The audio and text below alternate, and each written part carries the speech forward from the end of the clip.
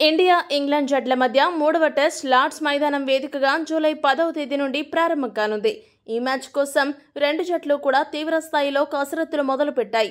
ముఖ్యంగా ఇంగ్లాండ్ జట్టు రెండవ టెస్టులో 336 పరుగుల భారీ తేడాతో ఓడిపోవడం ఆ జట్టుకు అస్సలు మింగుడు పడ్డం లేదు. దీంతో ఎలాగైనా లార్డ్స్లో టీమిండియాను ఓడించాలని ప్రణాళికలు సిద్ధం చేసుకుంటుంది. అందులో భాగంగానే జోఫ్రా ఆర్చర్, అట్కిన్సన్ లాంటి ఫాస్ట్ బౌలర్లను తుది జట్టులోకి తీసుకుంటుంది. దీనికి తోడు లార్డ్స్ మైదానంలో టీమిండియా ట్రాక్ రికార్డు కూడా అంత గొప్పగా లేదు. ఈ మైదానంలో ఇప్పటివరకు ఇండియా ఇంగ్లాండ్ మధ్య 19 మ్యాచ్లు జరిగాయి. 12 మ్యాచ్లలో ఇంగ్లాండ్ గెలవగా 3 ఇండియా గెలిచింది.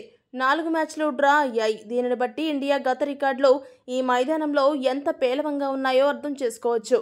అయితే ఆ గత చరిత్ర చేదు జ్ఞాపకాలను చెరిపేయడానికి భారత జట్టు కంకణం కట్టుకుంది. అందులో భాగంగానే ఇంగ్లాండ్ ఆట కట్టించడానికి 2 అస్త్రాలను సిద్ధం చేసి ఇంగ్లాండ్ జట్టు వెన్ను విరచాలని సిద్ధమైంది. రెండవ టెస్టులో ఊహించని విధంగా ఆకాష్ దీప్ ఒక రేంజ్లో రెచ్చిపోయాడు. ఇంగ్లాండ్ జట్టుకు పీడకలను మిగిల్చాడు. ఆకాష్ ఆ రేంజ్లో ఇంగ్లాండ్ జట్టుకు ఆయాసం తెప్పించి పాతాళంలోకి తొక్కేస్తాడని ఎవ్వరూ ఊహించలేదు. ఆ షాక్ నుండి తేరుకోకముందే మూడవ టెస్ట్ కోసం ఇంగ్లాండ్ను మడతట్టడానికి బూమ్రా కూడా జట్టులోకి రానున్నాడు.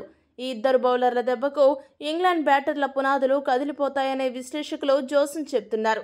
ఇంగ్లాండ్ మాజీ ఆటగాళ్లు ఇప్పటికే వీరిద్దరి దాడి ఎలా ఉంటుందో అని టెన్షన్ పడుతున్నారు. వీరికి తోడు సిరాజ్ కూడా ఉన్నాడు. ఇది చాలదన్నట్లు హర్షదీప్ సింగ్ను కూడా తుది జట్టులోకి తీసుకునే సూచన కనబడుతున్నాయి. మొత్తంగా చూస్తే లార్డ్స్లో కూడా ఇంగ్లాండ్ను లాగిపెట్టి కొట్టాలని ఇండియా డిసైడ్ అయింది. ఈసారి గిల్ సేన కొట్టే దెబ్బకు రీసౌండ్ ఎక్కడి దాకా వస్తుందో వేచి చూడాలి. మూడవ టెస్టులో బూమ్రా, ఆకాష్ దీప్ బౌలింగ్ మీదనే ఇండియా గెలుపు అవకాశాలు ఎక్కువగా ఆధారపడి ఉన్నాయని భావిస్తున్నారా? మీ అభిప్రాయాన్ని కామెంట్ చేయండి. మరిన్ని స్పోర్ట్స్ అప్డేట్స్ కోసం మా ఛానల్ను సబ్స్క్రైబ్ చేసుకోండి.